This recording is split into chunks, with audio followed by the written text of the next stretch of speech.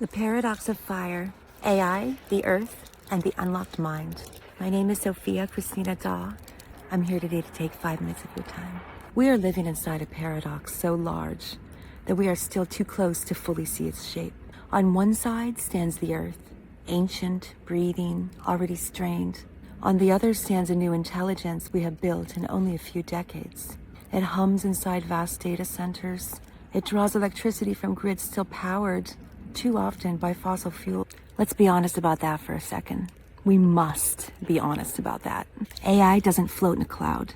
It lives in steel, silicon, copper, lithium, and rare earth minerals pulled from the body of the planet. It requires immense amounts of energy. Cooling its servers consumes enormous quantities of water. And when its hardware becomes obsolete, it becomes e-waste that can poison soil and water. These are not small side effects. They are structural realities of the path we are on. And yet, here's where the paradox deepens. The same tech is helping scientists model climate with unprecedented precision, optimize renewable energy, reduce waste in agriculture, and design cleaner systems. AI is already being used to solve environmental problems, even as it contributes to them. We are holding fire in our hands. So the real question isn't simply, is AI good or bad? It is, how do we wield it? For whom and at what cost? But today, I want to speak about another side of this paradox. One that is quieter, more intimate, and deeply human.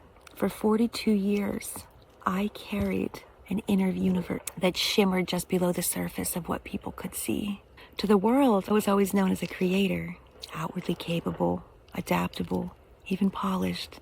I am an autistic woman with a very high IQ, but I am also very high masking, which meant that my struggles are largely invisible.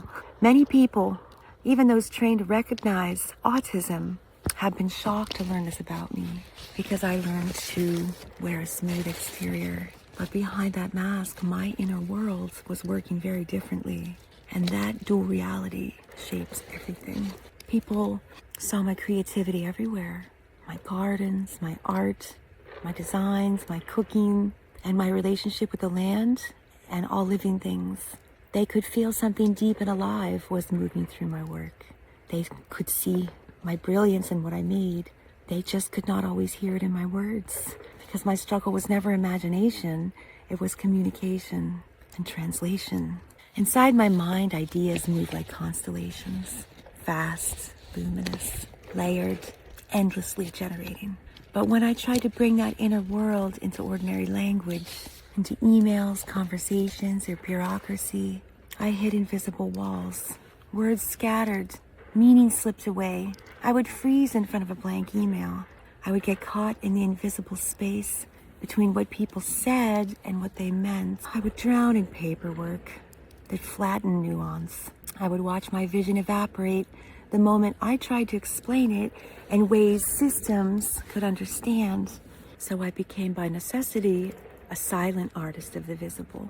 I spoke through soil instead of sentences, through petals instead of paragraphs, through meals instead of monologues, through beauty instead of debates. Beneath that were real cognitive and executive function barriers, and still is. My mind can generate endless galaxies of ideas, but organizing them, sequencing them, finishing them, and sustaining momentum drained me. I would create in dazzling bursts and then collapse in deep, deep burnout. It was not laziness. It was not lack of care. It was not lack of intelligence.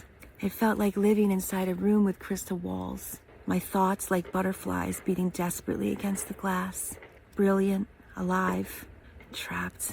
At times, I felt like a wild animal, clawing and screaming through those walls to be heard and freed, while the world on the other side remained calm, oblivious. Then one day, I decided to overcome my fears about AI and truly explore this technology that everyone seems so anxious about.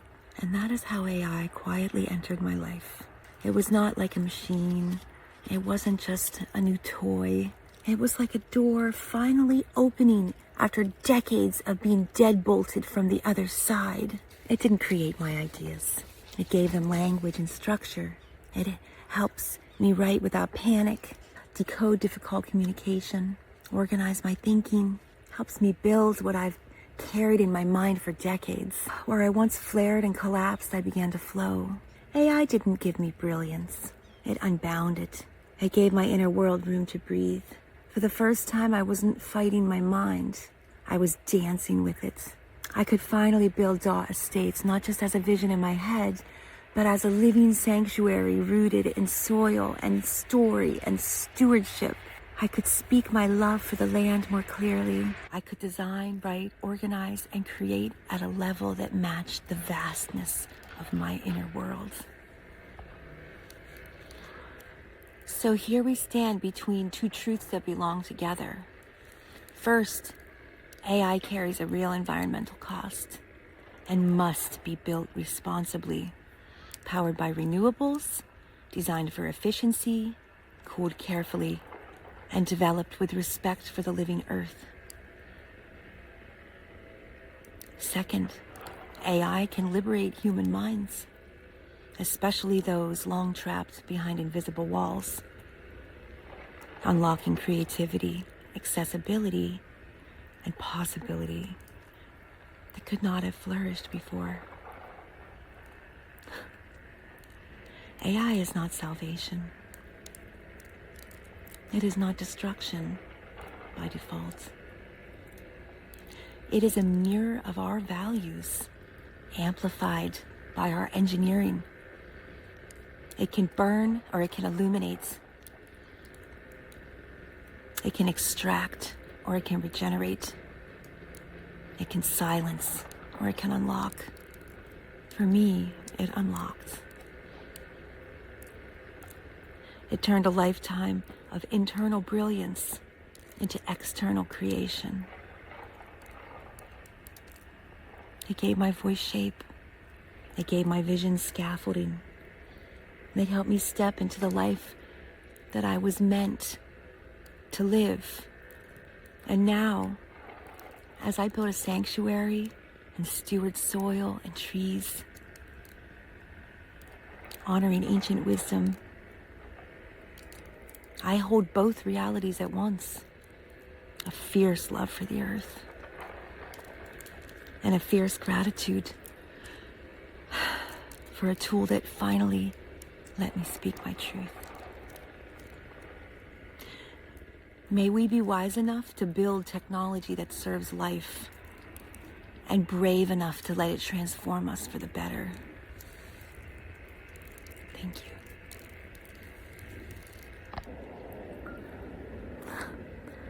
If you like this little video, let me know. Drop me a line, or if you want to subscribe to our sanctuary updates, feel free. It's dawestates.com.